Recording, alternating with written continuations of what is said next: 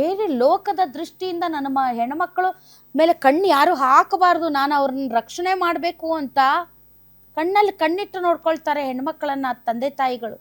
ಅದರಲ್ಲೂ ಕೂಡ ತಂದೆ ಅಂದರು ಹೆಣ್ಮಕ್ಕಳ ಮೇಲೆ ವಿಶೇಷವಾದಂಥ ಕಾಳಜಿ ಜವಾಬ್ದಾರಿನ ತಗೊಳ್ತಾರೆ. ಇದು ಯಾವ ತಂದೆನ ಈತ ರಾಕ್ಷಸ, ಈತ ನಾಗರಿಕ ಸಮಾಜದಲ್ಲಿ ಬದುಕೋಕ್ಕೂ ಕೂಡ ನಾಲಾಯಕ, ಈತ ಬದುಕೋಕೆ ನಾಲಾಯಕ, ಈತ ಮನುಷ್ಯನಾಗಿ ಹುಟ್ಟಬಾರ್ದಾಗಿತ್ತು, ಇವನು ಪ್ರಪಂಚಕ್ಕೆ ಬರಬಾರ್ದಾಗಿತ್ತು. ಪ್ರಾಣಿಗಳಿಗೂ ಕೂಡ ಈ ರೀತಿಯಾದಂತಹ ಅಷ್ಟು ರಾಕ್ಷಸಿತನ ಇರಲ್ಲ ಅಂತ ಅನ್ಸುತ್ತೆ. ಇತ್ತೀಚಿನ ದಿನದಲ್ಲಿ ಇಂತಹ ಘಟನೆಗಳು ಪದೇ ಪದೇ ನಡೀತಾ ಇದೆ.